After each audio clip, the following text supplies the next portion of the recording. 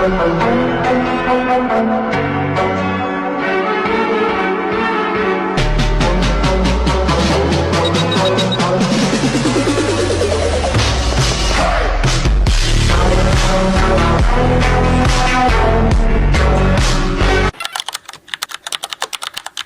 in China, we're about to have an 8-day public holiday from October 1st all the way to October 8th. Sounds amazing? Hold on, let me explain. October 1st is a national day, basically China's birthday party. And this year, it collides with Mid-Autumn Festival, the holiday for family reunions, mooncakes, and pretending to like your relatives. So yeah, 8 days off. Finally a chance to binge watch an entire TV series in just one sitting. But here's a catch. Because 8 days is a lot, so we borrow that time. That means the weekend before and after we work 6 days straight. It's like, congratulations, you are free for 8 days. Now, pay me back with interest. Still, it's pretty cool. National pride plus mooncakes plus family time plus insane travel traffic with 1.4 billion people. Now, I am curious, what is the longest public holiday in your country, and do you also have this make-up workday system? Tell me in the comments. All right, good morning, TikTok. You can tell it's pretty cloudy this morning and overcast, but as an American in China, one of the things I think we could really copy from China is the patriotism. And for example, here, National Day is about to start, which is like their 4th of July, and there are flags everywhere, even in the community. So throughout China, there's more Chinese flags during National Day and their Chinese New Year than any other time of year. This was not normal for the neighborhood. But what it does is it just brings people together. Unlike what we hear on the news, I would say there's a super majority of Chinese people that are on board with the direction that China's headed in. So I would say over 90% are happy with their life and support the direction China's going. So anyways, guys, that's just my 2 cents. Hopefully this was helpful and it shows you a side of China you wouldn't otherwise see or hear.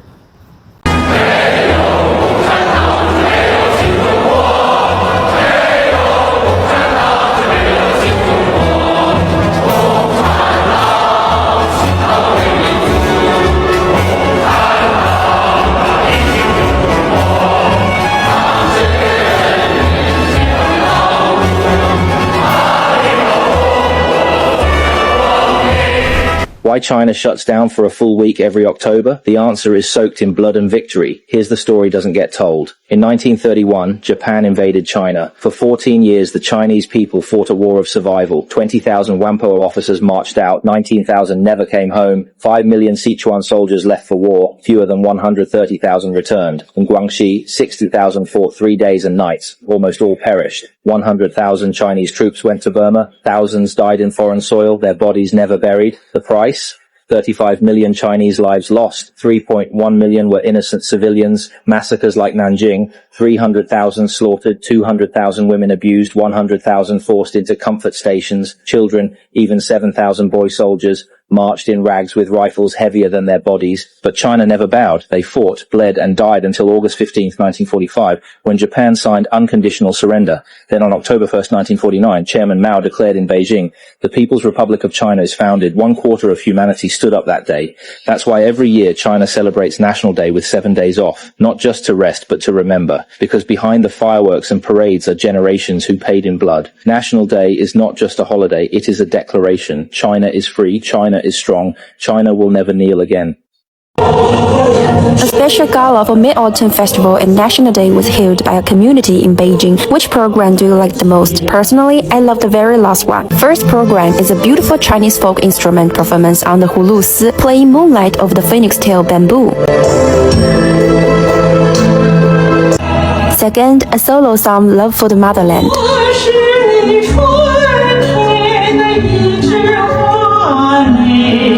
Third, instrumental pieces, Celebration Dance and Red Star Song. The theme of the whole performance was learning from history, creating the future, to mark the 80th anniversary of the victory of the anti-fascist war. Fourth, a slow ballroom dance, 关关雎鸠. relatives, a male-female quartet, when that day comes. And all the performers were retired uncles and aunties, and yet I could still see a childlike spirit in them. When I retire, I hope I can be just like them. 6. Poetry recitation, praise for the birthday, striving ahead.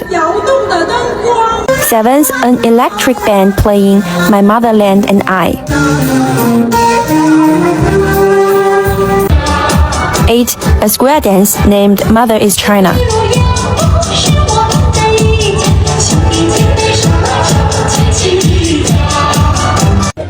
And finally, the big chorus, Ode to the Motherland.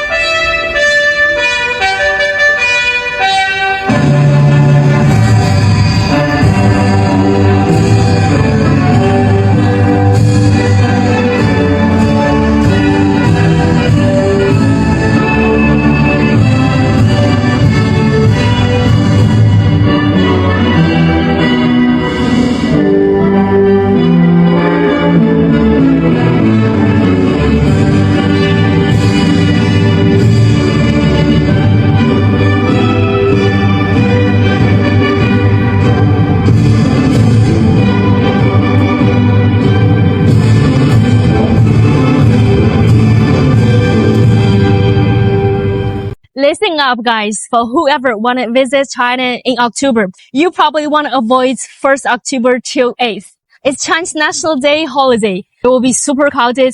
Plus, most sellers will take some days off. So some shops will close. Also, the factories will take some days off.